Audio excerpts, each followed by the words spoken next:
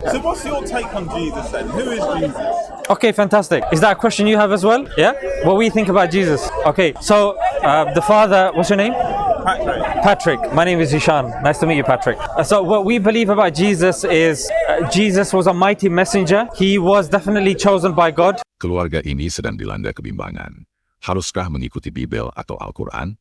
Dalam diskusi inilah mereka baru menyadari bahwa ternyata Bibel memiliki banyak versi. Dan yang mengejutkan, antara satu versi dengan versi lainnya, ada sejumlah ayat yang ditambahkan maupun dihilangkan. Lalu timbul pertanyaan, jika benar itu firman Tuhan, mengapa isinya perlu diralat?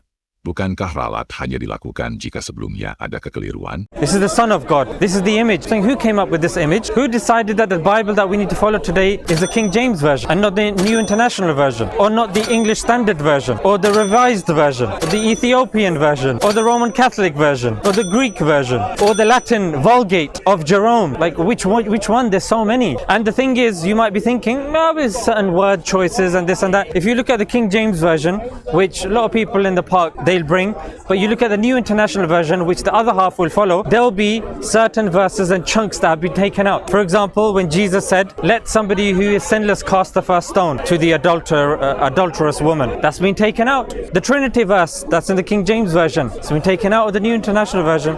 Why do you think that is? It's because when they are discovering new manuscripts, they're realizing that people have penned them in, they've added them in. And that's the thing, Paige, the more you're looking at manuscripts, if you look, for example, when the Qur'an was first written down, firstly, even before the Qur'an was written down, it was memorized. It was first memorized, committed to memory, then written down, then the Prophet checked it, then it was recited aloud in prayer that everybody could hear it. You can't just be adding stuff into the book of God. When you look at the first time the Bible was written, don't take my word for it. You can check this when you go home, you can verify it, you can see, was he just posturing for the cameras, or was he actually telling the truth?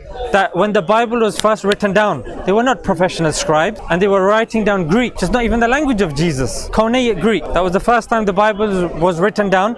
Initially, there was a verse in the King James Version which said that women shouldn't be talking in church. Yeah, and for many years, women were quiet in the church. They didn't have a say. But that verse was taken out because there was an addition to the manuscript, and that's why when you compare, you can go home, you can get the King James Version, New International Version. You can compare the references that I've said. Even if you look in the same version page, you look, for example, when Jesus is on the cross, and the famous line where he's saying, my God, why hast thou forsaken me? But then if you look in the Gospel of Luke, the words are completely different. My God, I'm ready. He's more, accepting of what God has done.